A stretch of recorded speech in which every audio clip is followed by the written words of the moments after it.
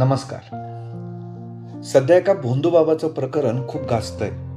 अनेक सायकॉलॉजिस्ट म्हणून मला या विषयावर माझं मत मांडणं गरजेचं वाटतं आणि म्हणून हा व्हिडिओ.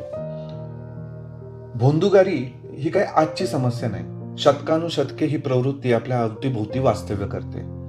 शांतपणे विचार केला तर तुमच्या लक्षात येईल की खऱ्या संतांनी किंवा गुरूंनी आपल्याला कधीच शॉर्टकटचे मार्ग सांगितले नाहीत. त्यांनी समाजाला नेहमी संयमाचा मार्ग दाखवला. पण आपण मात्र खूप डेस्परेट असतो किंवा घाईत असतो आणि तिथेच आपली फसवणूक सुरू होते. मानसशास्त्रीय दृष्टिकोनातून पाहिलं तर माणूस जेव्हा संकटात सापडतो तेव्हा त्याची क्रिटिकल थिंकिंग म्हणजेच त्याची तार्किक क्षमता मंदावते, आत्मविश्वास कमी होतो. याच गोष्टीचा फायदा घेऊन असे बोंधू लोक व्यक्तींच्या फिअर आणि ग्रीड या दोन भावनांशी खेळतात आणि त्यांच्यावर कंट्रोल मिळवतात. जिथे श्रद्धा तुम्हाला प्रश्न विचारण्याचं स्वातंत्र्य देऊन वैज्ञानिक दृष्टिकोनाकडे नेतं, तिथं अंधश्रद्धा मात्र तुम्हाला अवैज्ञानिक शॉर्टकटच्या जाळ्यात अडकवते. हे बघा, आयुष्यात चढ उतार येणं हा निसर्ग नियम आहे.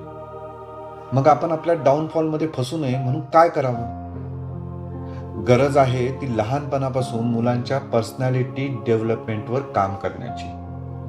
त्यांना संकटात रेझिलियन्स कसा राखावा आणि आपल्या रॅशनल थॉट्सवर प्रभुत्व कसं मिळवावं हे शिकवणं ही काळाची गरज आहे.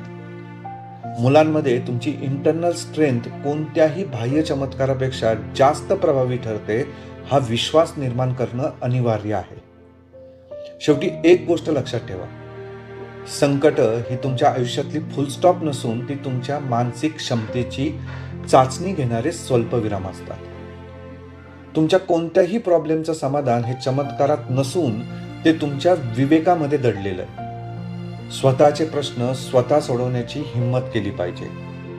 संयम राखा, प्रश्न विचारायला शिका, कारण जिथे प्रश्न संपतात ना तिथेच भोंदूगिरी सुरू होते. स्टे रॅशनल आणि स्टे पॉझिटिव्ह. धन्यवाद.